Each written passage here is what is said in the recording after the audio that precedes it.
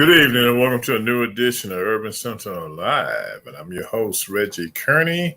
And we're going to have a great discussion tonight with my good friend, Dr. James Dula. Dr. Dula, come on in. Where are you? Where you hiding at?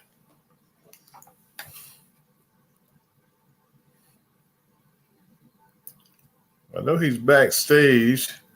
He should be coming in a minute.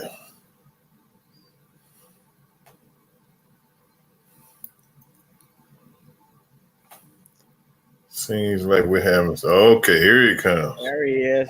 Yeah. How you doing this afternoon or this evening?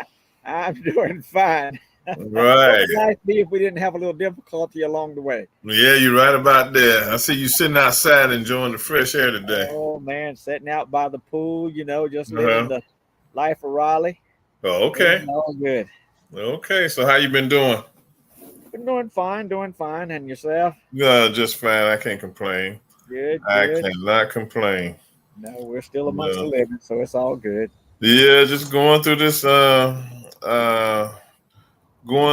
thing called life. Yeah. Looking at what's going on in this world. One of the biggest things is heat wave, that continues to plague us throughout the world, That's due true. to climate change, but I think that's something we're going to have to get used to. Yeah. Because the good old cold days or cool summer days, I think they're a thing of the past. Well, yeah, you're right. Global warming is here. That's right.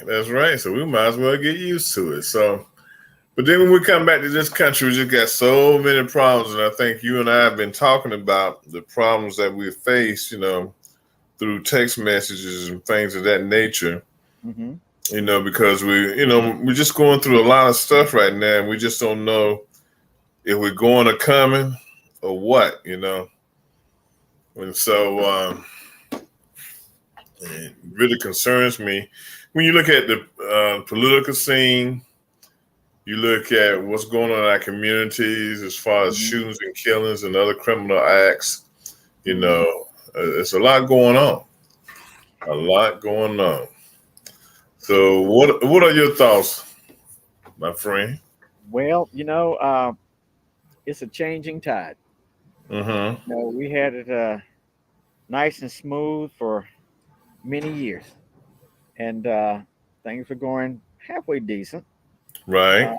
The last 20 years, we have seen our culture going down a slippery slope. Mm-hmm. Society. Mm-hmm. And I've been in numerous discussion groups over the past couple of weeks since the last time we spoke, and everybody's asking what's going on and how do we get back on track.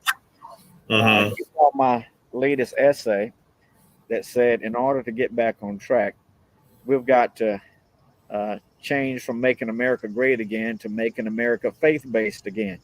Right. Because if there's no faith, there's no dreams. If there's no dreams, people don't see opportunity. Mm-hmm. So I just think it's a slippery slope that we've got to figure out real soon, especially for our next generation of young folk that's coming up. Right. Man, I tell you, trying to figure out where I want to start it. Okay, Yeah. let's look at black crime for a minute, okay?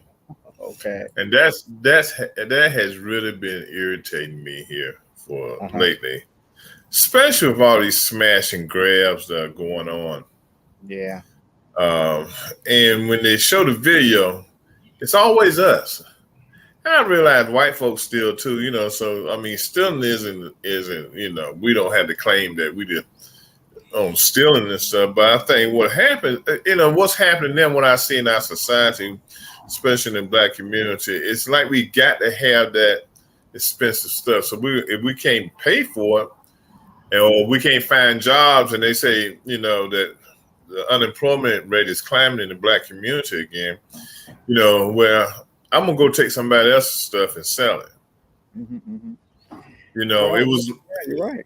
It was like with Ulta Beauty Supply. I think I think it was DC. Where I think it was DC. The store in DC. It was one of the largest cities. I think I read it last week when I was on vacation, and wherever it was in the city, they stole $75,000 worth of stuff. Went into the store and a beauty supply store, grabbed the stuff. Then they went into another store, I believe it was in Montgomery County in Virginia, and grabbed about, I think it was like $15,000 worth of stuff. Right. Then today they did catch the perps today out in Montgomery County because I think they had gone to a Saks Fifth Avenue store and somebody tipped them off that they were headed to. Tipped the cops off that they were headed to Tyson's Corner, and they arrested them in Tyson's Corner. I think the car had New York tags on it, either Connecticut tags. It was in Impala, and they had $15,000 worth of stuff they had stolen from stores, stolen from Saks Fifth Avenue. Well, it's one of these things where that's the end result. I think we need to be more focused on the steps that got them there. And, recently, you've heard more and more people from the churches to the community talking about where are the parents, because these children just didn't wake up one morning and say, we're going to go do smash and grabs, we're going to do carjackings, we're going to do those things that hurt our own communities.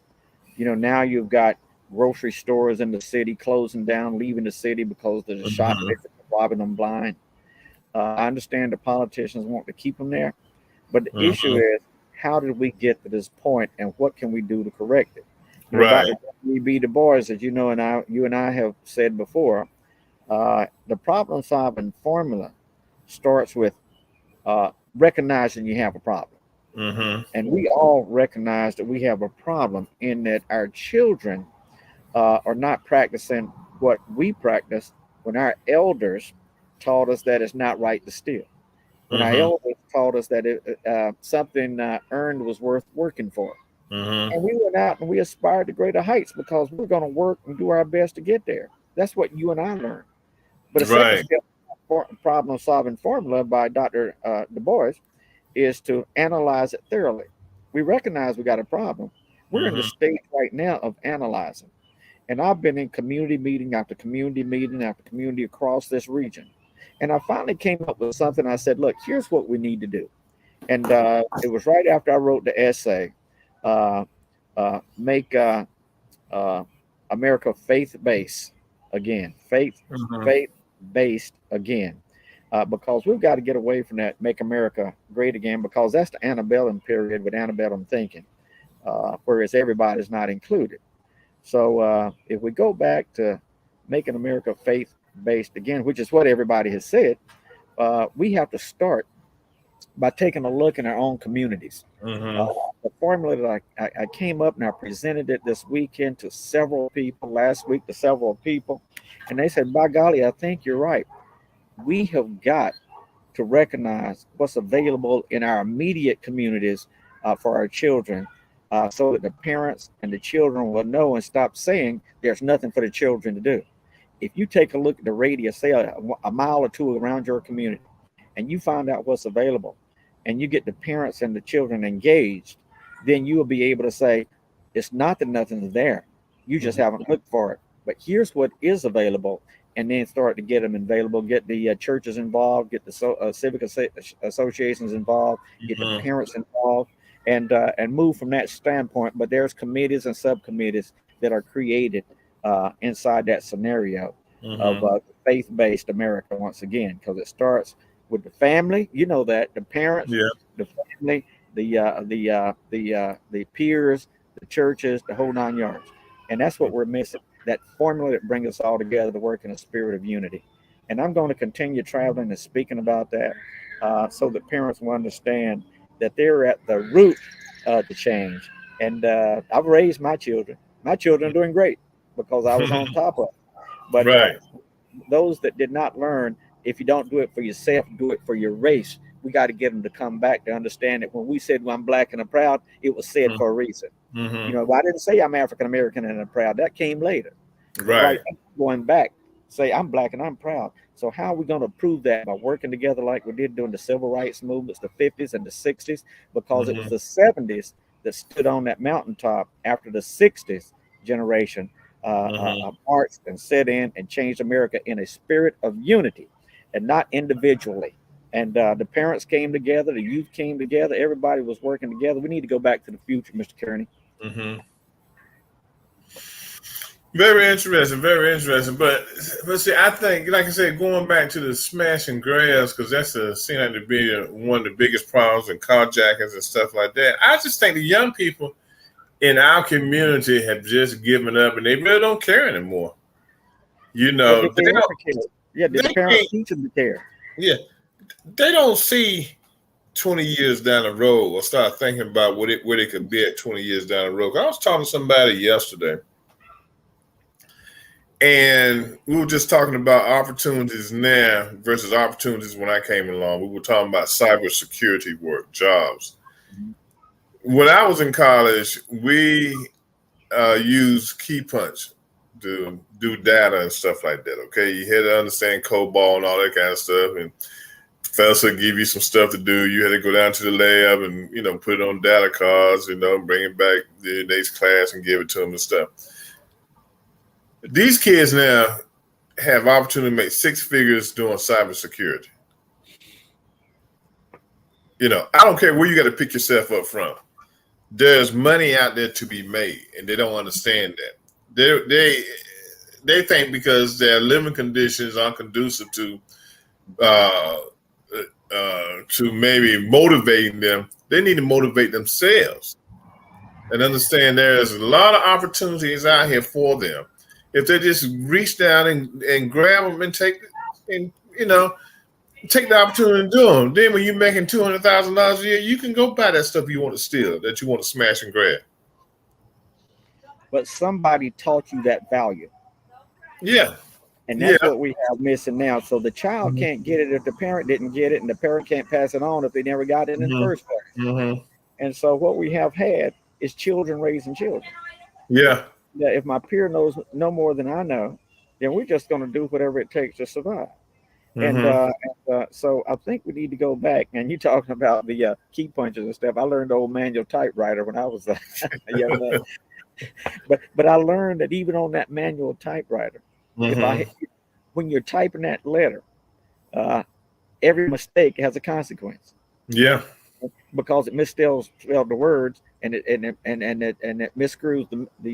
misconstrues the meaning of that word. Mm-hmm. And Mm-hmm. so, matter of fact, that's how I got my uh, start in life.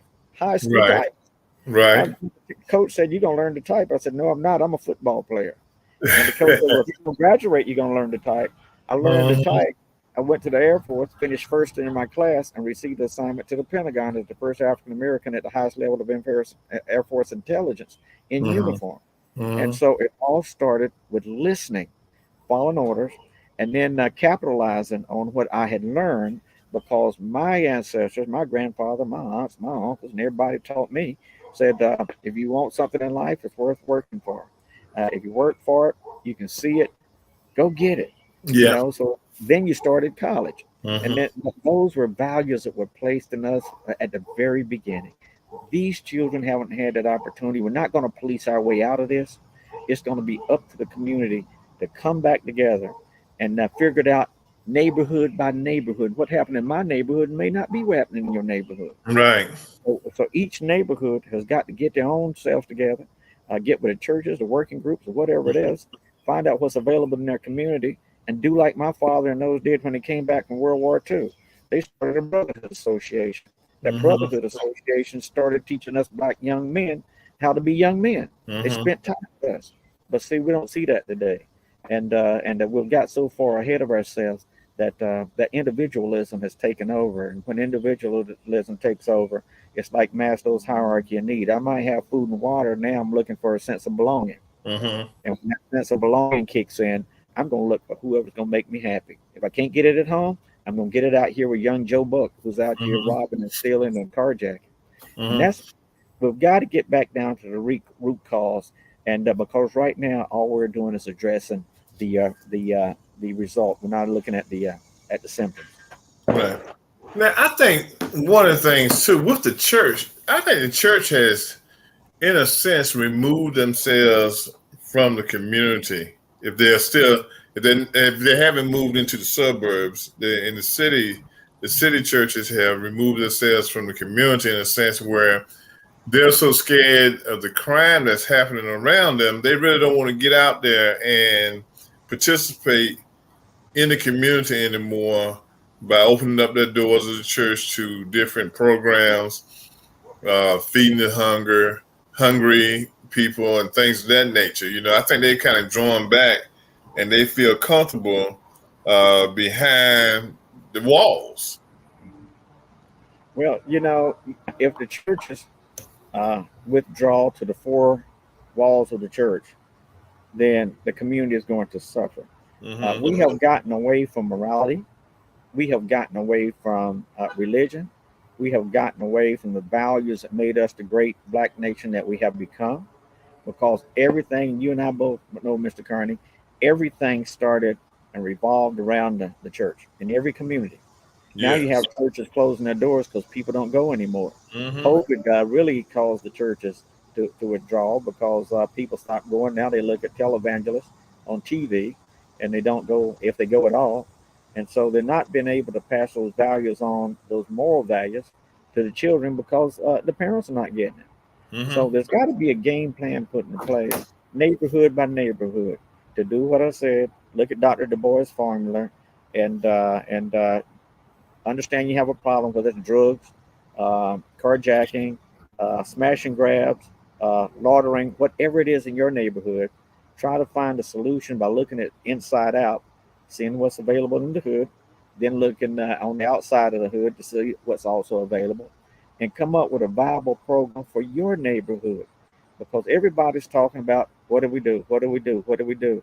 And when somebody presents an idea that says, let's try this because it's worked before, it can work now, then we want to criticize it and go back to the same old thing. Gosh, what's wrong with the children? Well, what's wrong with the children? You're not giving it a chance to try something new. Mm-hmm. I can understand Dr. King. What would Dr. King have said? The minister said, "Well, we can't ride on the buses. We want to ride on the buses on the front on equal basis."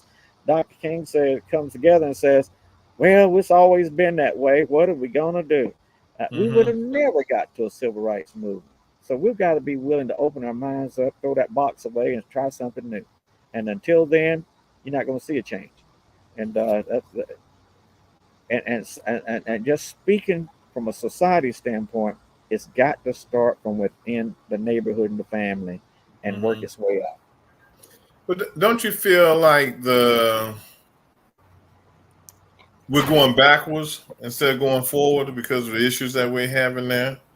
With the crime in our communities, don't you feel like that's taking us backwards very fast? You know, backward, we have never been a crime laden community like it is today. Mm-hmm. We weren't that kind of community because we had at that time we had neighborhoods, we had villages that said that's not the right thing to do. We're not going to stand for it. And like I said, if you don't do it for yourself, do it for your race. But that's not here anymore. So Mm-hmm. what I'm looking at is not going back to somewhere we've never been. We've never been here before. This is new territory for us, where Mm-hmm. we don't respect our elders. Okay, we don't respect the seniors. That's what I'm saying. We don't respect our seniors. We don't respect our women. We don't respect each other. We have lost our identity, and we've never been that way before. Even during slavery, we had identity. We had pride. We had a sense of unity. We called Mm-hmm. each other brothers and sisters all the way up through the 60s and the 70s. But now, none of that's happening. So this is brand new territory. Mm-hmm. This is not taking us back. This is taking us to a galaxy far, far beyond. And so I just think that it's time to look at it for what it is, something that's brand new, just like climate warming. Climate warming. Now we said, "Oh my goodness, climate warming is coming." Everybody kept saying climate warming is not coming, and the GOP side.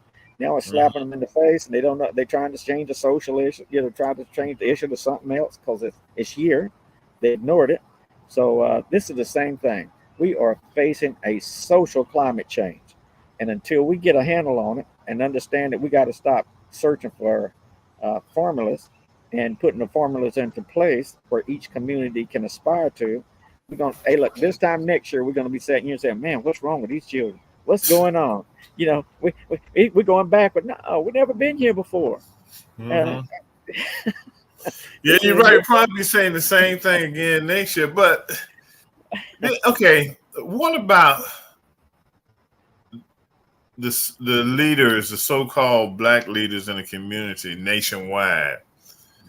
I don't see nothing happening in that arena anymore. Who are the black leaders? I don't know. Neither do I. Because back during the day, and I was in a class, I taught high school after I left the military after 30 years.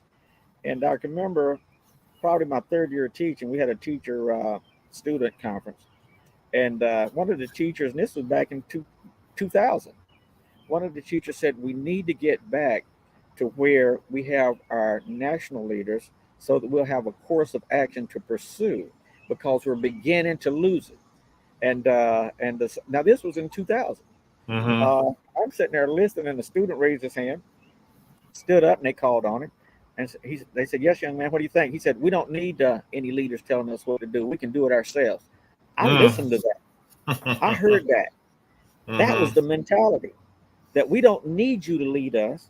I can lead myself. I'm independent. I can do it myself. And that was new. We'd never done that before. When I spoke on programs with Reverend Dr. Joseph Lowry and Hosea Williams down south, we talked about unity. We talked about working together. We talked about brothers and sisters. And we talked about the babbling brook. And we talked about we've got to get this justice under control and get people to understand that if we don't work together, they're going to lose it. You know when that was? 1980. And now look at where we're at. Everything they said came true. We did not keep our foot on the gas. We lost our churches. We lost our morality. We lost our values. Now it's okay to steal, rob, pilferage, kill your brothers and sisters. Well, kill your neighbors, because they used to be your brothers and sisters. But kill your neighbors, take advantage of them. Scams everywhere. It's just sad. So if we don't figure out that we got to stop talking and take a plan of action, then 20 years ago, when I'm gone, possibly they'll be sitting around saying, "What happened?" Yeah. What happened was you didn't take action. Yeah. Even hey, look, Malcolm X knew you got to take action on something. Dr. King knew you had to take action on something. Even A. Philip Randolph said, "Sleeping car conductors, we need to kill the union and start working together." We stopped working together, and that's what's the problem. Yeah. These kids, back there, like you said, they got it all wrong. They thought that independent. I think one of the things that happened was they thought because they were able, and they didn't understand the movement because it didn't come up in the movement. So they came in at a time, they were born, they've grown up in a time where integration is here. They're able to socialize with whites and other communities, go to school where they want to go at, things of that nature. And they don't understand that we got here because we worked together as a team. Okay. There was no one person trying to do it all by themselves because they couldn't do it all by themselves. Just think if one person had tried to just do the Montgomery bus boycott, just one person, everybody else just kept doing what they wanted to do, would never have gotten where we are today. Okay. And so, I think with the lack of civil rights, a strong civil rights leader at this time, and the lack of preachers, hollering from the pulpit what we need to do in the community, we are at a standstill right now. What? You had a good point. Montgomery bus boycott was to make the buses equal for everybody to ride on across internet and then again interstate lines. On the other side of the coin, we did work in unity, but today they're taking Black studies out of schools. I taught African American studies when I taught. I talked to a student this week And I said, well, what do you learn in African American studies? Well, they don't teach that anymore. What? I said, and they said, by the way, we don't have to learn to write cursives anymore. I said, what? Mm-mm. I said, Mm-mm. so we are setting our students up, our black students, our people of color, up for failure. You've heard of Mm-hmm. critical race theory. We're going to take it out because we don't want to embarrass people. Okay, Mm-hmm. if you don't want to embarrass people, you want to hide the truth. You want to, and you're not going to teach them to be proud of who they are and where they came from. Who's going to teach that? If we Mm-hmm. don't teach that in our own community, it's gone. We got to go back to the days, and I will agree with, I hope we can agree on this, that back to the days of the Black Panther when they said if the government's not going to teach it, we're going to have to teach it ourselves. If our Mm-hmm. kids not going to get it in school, we're going to have to teach it in our communities. If they're not going to feed our kids in school, we're going to have to feed them in the communities. What do we need to feed them? Education right now, Mm-hmm. because they're not teaching African American studies. I've had a lot of calls lately. Doctor, can you Mm-hmm. come over here and teach African American studies? Can you come over here? Can you? Well, yes, I'd love to, but stop talking and invite me. And so once we get to that point to where the kids can almost have that dashiki mentality that we had in the 60s, where Mm-hmm. we're strong people, we came from strong roots. And if we want to be successful in life, it's got to start with me. And then we join together and we spread it out. If you're going to get to that point, Mr. Kearney, we're going to have to start it now. We're going to have to start it in our communities. We learned it too in the churches. See, I went to to segregated schools. When they Yeah. desegregated the schools, they took us away from each other. See, and I Mm-hmm. told somebody this the other day. I said, think about it. During segregation, we knew everybody. We knew Yeah. your uncles, your aunts, your grandmamas, your grandpapa, and Mm-hmm. all of them would talk to you and they would talk to your parents about you. And as soon as desegregation came, we spread out into four different directions. Now I don't know you. I don't know your children. I don't know who they are. Desegregation took away our power as a unified community. And so now Mm-hmm. what we're seeing is that strong base. It's almost like the assimilate, like they did the Native Americans. If we can't assimilate you, we'll divide you, and then we'll conquer you. Yeah. And that's what Yeah. we're saying. Have you heard of the Klan lately? Why should they step into here? Because we're Mm-hmm. disintegrated from the inside out. So Mm-hmm. we've got to come back together. Yeah. And I'm not talking about 10 years or 5 years from now. If it don't start today, Mr. Kearney, I tell you what, I just fear for my next generation. Fear for the next generation. We got to fear for this generation because they're gonna kill themselves. They're gonna kill everyone in that generation if we don't start talking. One of the things I have been toying around with and been playing on my mind that we need to develop. Um, we need to develop programs in our community to teach Black history. Okay, that we need to do. And one time I thought about, a name for it would be, we would call it the 1619 Project. Okay. Some name like that to get the attention. Or we could come up with another name for it. But we have to do something to instill history. Because, like I said, now my daughter's 26 years old now. And when she was in high school, in the 10th grade, I looked at her social studies book. And if it had 2 pages in it on Black history, which didn't include slavery, just some other stuff, that was it. That's right. Okay. Now, sometimes I wish I hadn't taught my daughter Black history because she can be a militant sometimes. Boy, All Lord, right, man. I like your daughter. Lord have mercy. Sometimes I We had to need tell to her, girl, talk you better about the chill Lord. out. She, oh boy, I'm tell you, these white folks can get all under her skin. She ready to tear them apart. Good. Because I taught her the Black history, taught her the struggles that we went through, and the things that she needs to watch out for in the workplace. But I think that's what we need to do. If it's a Saturday, it has to be something that we can do every Saturday for 2 or 3 hours. And maybe charge a small fee of $10 per kid or something like that to help with refreshments and stuff like that. But you got to start somewhere, okay? Fraternities and sororities need to do the same thing. Elks and Masons need to do the same thing. programs need to develop. If they can't do it, then the community needs to come together and figure out how to do it. Okay, because when you look at a state like Florida, who with that little governor they got down there, he's gotten rid of diversity programs, things of that nature in public colleges. He doesn't want Black history taught. They're teaching Asian history, they're teaching European history, they're teaching the other brown, Latino history and stuff like that. But when it comes to Black history, no. You all don't need to don't need to understand nothing about Black history. We need to be the catalyst in the communities to get this train back on track. Well, there's a reason for that.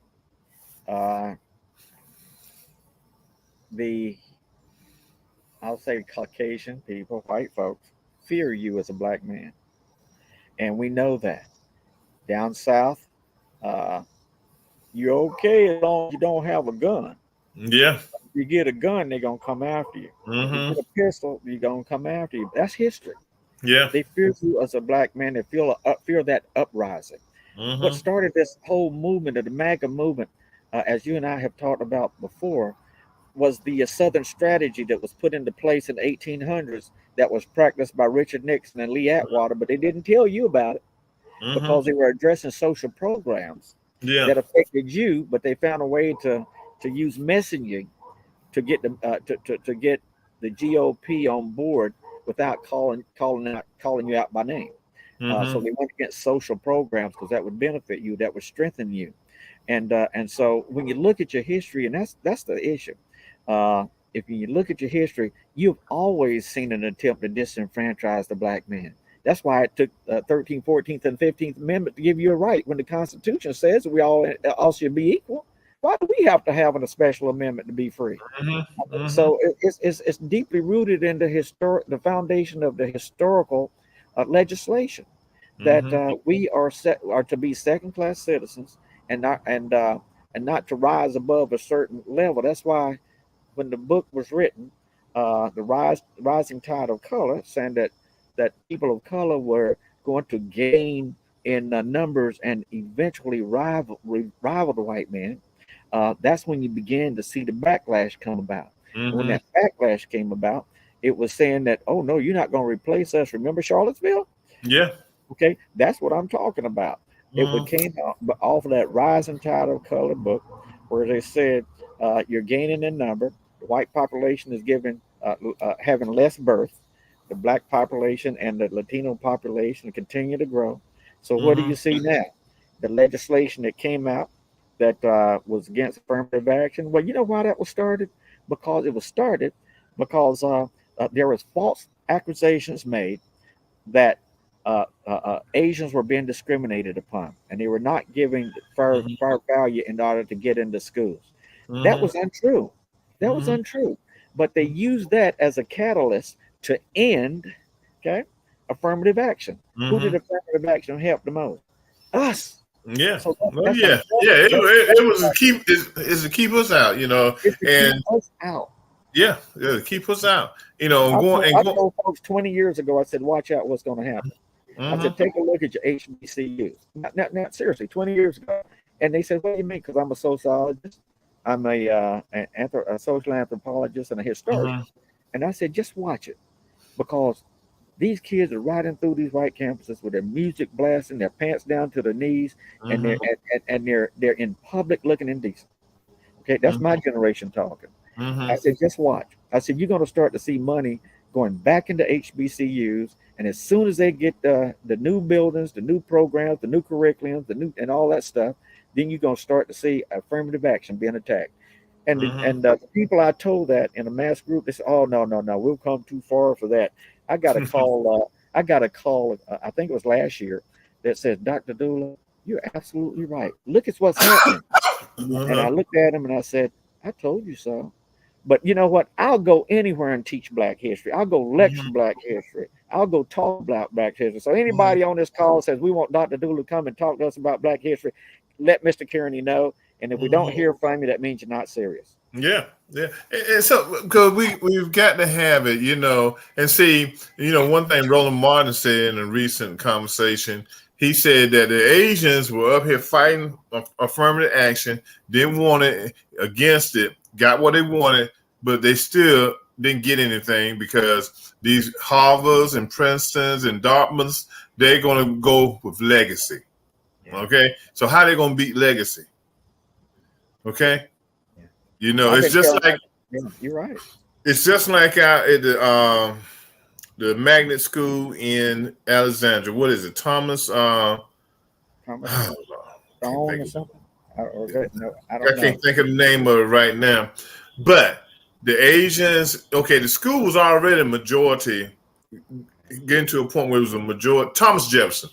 It was it's already was at a point where it was getting majority Asian students. Okay, and them Asian students got them Asian boys hustled in when they started cutting back and fixing the programs out there where they could get more brown people, more black people into the school. Okay, so Yeah, they got mad about that.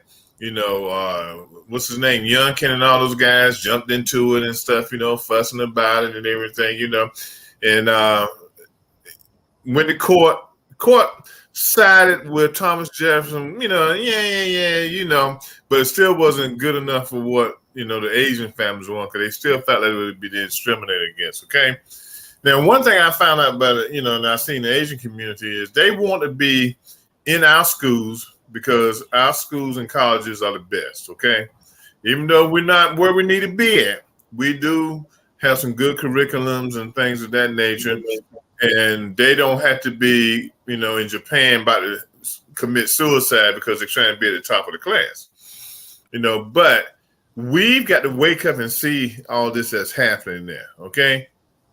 Because now you're going to see those numbers drop. I mean, I think Harvard only had last year maybe 1,800 African Americans, blacks going to school there, okay? So it wasn't like affirmative action was getting us opportunity to overrun the campus. And it hasn't admitted, if you go back and look at the numbers at all of the predominantly white colleges and universities in this country, we are not overrunning the campus. It's two things, and you're absolutely right. Uh, Two things. Uh, I'm telling students now, since the GOP Supreme Court has decided that uh, affirmative action is basically no more, they left the door open to put in the essays that goes to the college the opportunity to explain how uh, desegregation or what is how you're being affected Mm-hmm. by uh, racism per se, and it has to be a strong statement in that essay to show how you've been affected. And I'm telling every student I meet, make sure you get a mentor to help you write that essay so that you Mm-hmm. can make it strong and they cannot deny you. So on the other side of the coin, that's only because we had the wrong man in office because those people were appointed by number 45. They're the ones that made that struck down affirmative action. Mm-hmm. And I'm telling people you got to get out and vote. Let me tell you what's happening in Georgia. The governor in Georgia won by something like 55,000 votes. What did they do in Georgia? They created a piece of legislation that said anybody can challenge any voter, Yeah. Yeah. and you can challenge any voter. So if Mr. Kearney voted and he voted Democrat, any person in that society can say, I want to challenge his vote. Then Mm-hmm. you have to take off work, go in and defend your vote. So Mm-hmm. what happened? 100,000 people were challenged. Mm-hmm. 35,000 were challenged by one person. Yeah. And you Six know, people. people Six can't. people challenged 100,000 voters. Yes, and the guy and the governor won by 55,000 votes. They Mm-hmm. did that to disenfranchise you and your vote. Mm-hmm. Now, and that's the GOP that's doing that. So if we don't get out and vote in masses in this next time around, whether who it is, Trump, who's going to probably be indicted by Friday, or DeSantis, who is next in line, or Mhm. one of those guys, or Scott, or whomever it is. If we Mhm. don't start talking about rallying the vote now and how to get around those states like Florida and Texas and I think Arkansas and North Carolina, those kinds of places where they're screwing the lines. Okay, Mhm. if we don't start talking now, 2024, you're going to lose the war Yeah. because we've already lost the battles. Mhm. And we're going to lose Mhm. the war if we don't get together. And we got to be Mhm. careful. Trump can be president and sitting in prison at the same time. You know that? Yeah. Yeah. I According know. to the I Constitution know. of the United States. And so we Mhm. don't want that to happen because what kind of message are we sending to the world if we put an indicted person there in office, Mhm. okay, and he has no power? I Mhm. mean, it just doesn't make sense. Mhm. So democracy is coming under threat because of the fact that we don't want you to replace us. So Mhm. we'd rather tear the whole thing down, but it's simply based on Mhm. that premise. And that's the scary part. Yeah. Democracy is the threat. Yeah, and we already, we already know and see what's going on and everything. Um, and we've got to work hard to put a stop to it, because like I told somebody, I said, if somebody walks up in my line in my face and challenges my vote, they're going to be picking their teeth up off the ground, because I done fought too hard and been around too long for somebody to come challenge my vote, where I live at, I'm in the right precinct and all this kind of stuff. Don't do that to me because you're going to get And it's knocked out. and You the thing I don't understand is you got one of the most powerful black communities all of the United States in Atlanta. hmm How can you let this happen? How can you let this happen in one of the most powerful black communities on the face of the earth, and Yeah, you didn't take it up and challenge it? yeah. But That's what got me. the thing is, we were getting too comfortable. Because if you look at Atlanta and the suburbs, they're all connected in a circle. Okay, the outlying areas are where the Republicans had at. Other than Augusta and Savannah, those are two outlying cities that are still strong Democratic cities. But you know, we have gotten too comfortable because we can live and do whatever we want to do. Okay. And what has happened also, and it's very disappointing when you see celebrities and sports figures not really coming out and saying, this is wrong. Now, how many, if you noticed the week before last when the affirmative action was struck down, how many people came out and really voiced their opinion about it? That celebrities or sports individuals. Who Didn't did hear you anything. I didn't hear anything. I didn't see a You, movement. you don't, okay? You don't because you got a group of people who've gotten you got a group of people who have made it in a sense. They have millions of dollars. They have two or three homes, okay, 20 cars. Same thing with entertainers. We support the entertainers because we buy their products and we go to their shows and things like that. And we go to the professional basketball games. They got theirs, so their thinking is, I got mine. I don't need to get all mixed up in this mud. Get myself dirty. That's true. It's all in how we, that goes back to what we're saying. hmm We can talk all day long, but if you're not willing to take action, Yeah. because the third step in Dr. Du Bois's plan is hmm come up with the possible solutions, and the fourth step is implement the best solution. hmm Yeah, hmm I've given one possible solution tonight. Let's see how many people jump on it in their neighborhoods, hmm uh, because it's not that difficult. Hey, look, where two or three gather, you can start a whole forest fire. All it takes Yeah. is a match. Yeah. So it's somebody needs to strike that match in their hmm neighborhood to say, That's let's right. find out what's here and let's unite this neighborhood and see if we Mhm. can't save our children in the neighborhood. Yeah. And become the model. hmm And that's what we're Now, after. Mark was asking, what do you think about Reverend Barber as a leader? And I think he's a good leader, but he's not on the battlefield anymore. Yeah, Reverend Barber. I think he's Professor Barber now. Yeah, they gave him an endowment at Princeton. Yeah, yeah. So he's up there with he's a Kanye West and those Yeah, guys. So yeah, I think that ship has sailed. yeah, Uh, and I think one of the reasons he did it really was because of his health. I yeah, mean, he, poor health. yeah, he's in his 50s, but his Yeah, back, gosh, But yeah, when he was out there, he was doing it. Okay, and people, he was doing it. Yeah, Sharptons and those guys that were supporting him, but he was out there.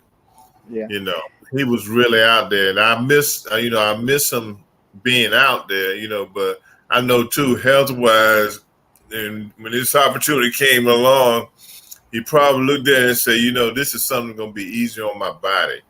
Going to be easier on my body. And he's a North Carolina boy. He went to North Carolina yeah. Central University. So Uh-huh. yeah, he won my homeboys and everything. And Uh-huh. I think when he was out there, he was one of the main leaders that was still pushing. Well, let's look. I see someone put on here also that he mentioned that our churches don't even talk about poverty, but they sure talk a lot about paying your tithes, don't they? You ain't Uh, lying. but at the same time, Raising money. I look at this. Poverty is one of the root causes for depression, and when a person gets Hmm. depressed, they're not going to be able to go out and march on an empty stomach. So Right.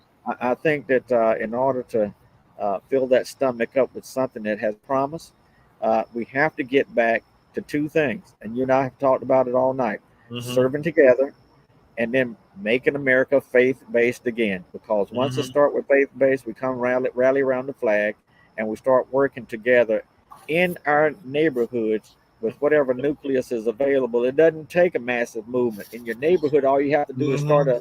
a community interest group. A community interest group is a small group that begins to address the issues in your neighborhood. That's a Hmm. community interest group. So we need to get back to that community interest group that they used back in the day, where they may not have followed either one of King or Hmm. Malcolm, but they followed the pastor who said, "We're not going to stand for it in our neighborhood, and we're going to Hmm. work together to overcome this. And we're going to meet in the church on Saturday and start there." But it might be in the rec center. Now it Hmm. might be in somebody's basement. Now it might be on in somebody's front yard or somewhere of that nature. But Hmm. it's got to start now Yeah. in every neighborhood across this country, because there needs to be that. Hey, what do we say? Somebody needs to Hmm. strike that match, because we need a forest fire. Yeah. We're way Yeah. behind. We're way Yeah. We behind. are. We are. I have a friend. Going back to affirmative action. I know this gentleman. He's a Republican, and he's one of the high dollar Republicans. Gives to all of them and everything. And we were talking about affirmative action, but the one question I asked him, he didn't never ask me. I said, "Do you know the history of affirmative action?" And the only thing he could say was, "I know we don't need it anymore. We need to judge everybody on merit." I Uh, texted him again. I said, "Do you know the history of affirmative action and why it was designed and why it was needed?" So he didn't ever ask him. So I asked him. I said, "Well, look, in your company, uh, how many executives do you have that are black?" He said, "Well, none." I said, "Okay." I said, "Your company be a good company for affirmative action." I said, "I'm sure you know of people that can help you run your company. They can work in different department." He said, "Reggie, I agree with you." He said, "But maybe when these guys start retiring, I will consider hiring blacks on my executive team." That's that thinking. That's how Republicans think. Okay, they don't want blacks to get too far ahead of the game now on them and everything. We might outrun them, and that's how they. That's the whole problem we have. But like I said, yeah, you see Reverend Sharpton on TV, his program and other programs talking about affirmative action. But when you talk about it, and you talk about the need for Black history, give solutions on how you can talk about it. Don't just cuss DeSantis out because he wants to take away things that are very important to us. Come up with solutions on what we can do to maintain it in our community. Okay, and allow our kids to know what Black history is about. Because if you start having classes in your churches and things of that nature, ain't a daggone thing DeSantis can do. That's right. If you unite, it's because you wanted to not unite to create better causes. Yeah, And if you're not serious about doing that, well, we just have to accept what we get. yeah. But I really feel uh, uh, concerned about Generation Z and beyond because, as you said, we worked for 400 years to get where we were at. Mm-hmm. And now we're seeing this disenfranchisement affect our entire community. And we want to take it back and put it on course so that it will benefit our future. And Mm-hmm. our future starts tomorrow. Yeah. And so it's time to start putting plans of action into practice and Mm-hmm. stop the rhetoric. The rhetoric we know what the problem is. Mm-hmm. Now the thing is, what are you going to do with it? Yeah. Yeah. Yeah. And and the thing is, uh we just have gotten so complacent. It's a shame that we've allowed ourselves to get as complacent as we are, and we're not fighting back. Because if they see it, because you got these Tim Scotts out here, these Candace Owens and everything that are just, they got the nose knee deep of a white man's butt. Okay. And then I'm just gonna be very, very honest about it. You got Candace, who's always down in a black person, and she's black herself. You got Tim Scott doing the same thing, and I don't know what Clarence Thomas doing. I don't know what he called himself. He needs to just fall in a box of Clorox, and he'd just be a much better person for himself. Who is You that, know, Clarence Thomas? yeah. But these guys aren't doing anything to effectively help the black community because they buying into the GOP plan. Yeah. I see that Brother Mark Lee said too many kids don't have enough to do in their community. That goes back to what we talked about an hour ago when Mm-hmm. we said that in order to say that statement, you have to do an analysis of what's available in the community for our children. And once you do that analysis, if you find out that there's no social programs, there's no daycare, there's no relevant programs where our kids can get involved, then you can start addressing what they don't have. But in many communities, they found out what they do have. But that study has to take place in the Mm-hmm. neighborhood first of all, and then broadcast it to the parents and to the organizations and activities in your neighborhood to let them know what is available, and then have this push to let the parents know this is what's available. Do Mm-hmm. you want your kids involved, or you want them in the street? I mean, Yeah. that's the only two choices you have. But Mm-hmm. there, I know in this county, we have 100 mentoring programs. We have, we have a number of government programs. But parents say, "Well, there's nothing for the kids to do." No, that's not the issue. Mm-hmm. The issue, you don't know what is here to do. Mm-hmm. So I just think that it's a good thing if we do our homework, learn what's in the radius of our community, and then Mm-hmm. to advertise it and see if we can't get, as they say in fishing, see if we can't get a bite from Mm-hmm. some of the kids to and the parents to get more involved. That's why I say we need to start with African American studies in our community to teach them that they are somebody. Mm-hmm. To teach them that they do matter. To teach them that if only they knew where they came from and what struggles were, so that they would get involved. Maybe they'll pick up that gauntlet and join together in a spirit of unity, Mm-hmm. and start to change some of these things. So you're right at the very beginning. We need to work together. Yeah, yeah. Mark was saying that they just had over at his center, they just had the Duke basketball players come in and learn the Black Wall Street history. You know, and talking about Black Wall Street, I was really upset that was really upset that the judge threw out the lawsuit of those three individuals, three uh, uh, uh, forefathers and foremothers that concerning Black Wall Street. And I want to plug this book tonight while I'm up here. Built from the Fire. Oh, somebody struck a match. Yeah, which talks about Tulsa's Greenwood District, America's Black Wall Street, and everything. I just purchased it. I haven't had an opportunity to read it yet, but I have purchased it and everything. When I look at Black Wall Street in Tulsa, I look at also what we talked about earlier, is that when you make great gain, there's always a backlash that comes to destroy that gain you've made. Yeah, and that's what happened in Oklahoma, because they had the self-thriving communities, their own banks, their own stores, their own retail, everything. Own self-worth. But it was the backlash that came that burned it down. And they did it in a spirit of unity. We got disenfranchised and could not fight back. But at the same time, we have to remember that and I'll say this again, that the Black Panthers were successful. They were successful in starting daycare. They were successful in starting food programs, and those things. And it was only their success in teaching our kids in their neighborhoods that they were killed by the government. Yeah, and J.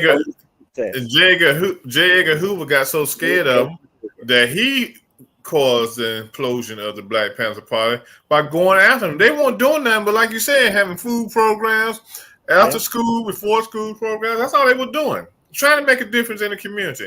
And I told somebody that was white one day, I said, what would y'all do if the Black Panther Party came back, a newer and improved Black Panther Party came back to work in the community? And sometimes I think we need a Black Panther Party back. We need them back. Mark was saying, and I know with this, being from North Carolina, I know how Durham was set up, how they rammed the highway right through it. But they did the same thing in DC. When they did 395, they ran it right through the city. And the reason they built the bridges so they could look down on the Black communities when they thought we were getting out getting too far ahead of ourselves, and they could look into the neighborhoods and see what was going on around the edge of downtown, and they could attack from the bridges.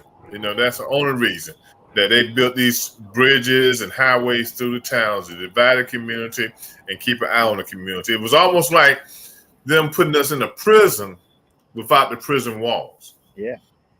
But it goes back to who put those people in office that allowed them to do that. Yeah. If you don't stand up for yourself, it all begins at the ballot box. Yeah. And if you don't see what's going on, my father was a politician, a Black politician in a Republican town, but he has the foresight and the wisdom to see what was happening, and he didn't mind standing up for what he thought was right. But a lot of times when he stood up, looked behind him, he was the only one standing. But we've got to get back to where we stand together. And WB the boss that you got to stand tall to. Yeah, we definitely got to do that. Well, my brother Dula, we have had a good time again tonight discussing the issues that are affecting the Black community. And, somebody got to talk about it, and somebody got to figure out what we're going to do to make things better in this country. Our brothers and sisters across the pond, they keep saying, come to Ghana. Come home. Come to us. Yeah. But they may call me African American, but I was not born in Africa. Africa was born in me. Yeah, so, my spirit is as a warrior. I've always spoken my mind. We have came up with a number of solutions tonight, but if we don't act on those solutions, next week it'll just be rhetoric again. I have several places I'll be speaking this week because I'm a man of action. I'll be in the community talking about Black history, about desegregation of the military, at least 3 events this week and several next week, because if we don't spread the message will be lost. So let's work on spreading the message, Brother Kearney. And I Yeah. appreciate Brother Mark Lee too. I've been reading his comments, man. Brother's right on. So I'm with you. Yeah. Well, look, now, who's over there shooting in your neighborhood tonight? What y'all got, shooting rabbits or something over there tonight? I guess so. We got. I think I'm back in Vietnam half the time with all this stuff going on. But oh boy, our folks. Mm-mm-mm. it's no, you don't hear anything. It's illegal to shoot those fireworks in our county. Yeah, okay. They do Oh, them anyway. It's been my pleasure, sir. Okay, well, look, you take care. And like I said, this has been the Urban Sentinel Live Show with your host, Reggie Kearney. And my guest tonight was Dr. James Dula, who's a leading authority on Black history. And look, folks, we got to teach your kids Black history. That's all it's about. You know, they're not going to learn it in school. So get with your churches, get with your people in your community, form groups, teach Black history, okay? If you need, to learn more about Black history, reach out to me so we can reach out to Dr. Dula and he can come into your facility, sanctuary, your home, and discuss Black history. I know a little something. If I don't know it all, it's on the internet. I'll find it. I'll put together a presentation myself too. But we've got to do something. We can't let, guys like DeSantos or DeSatan remove Black history from our lives. We got to we got to keep the torch burning when it comes to Black history, comes to voting rights, comes to affirmative action. Look, let me tell y'all something, folks. If you don't watch what's going on, next thing they're going to do, they're going to come after our vote. And they're already trying to do that, okay? They see us with power in our hands and they're trying to knock us down. Wake up, Black America, wake up. Until Tuesday night, you all go out and have a great week. Again, thank you, Dr. Dula, for being part of this show tonight. Mark, for your comments. And I'll see y'all next week. Take care. Be good to yourselves, man. Thank you.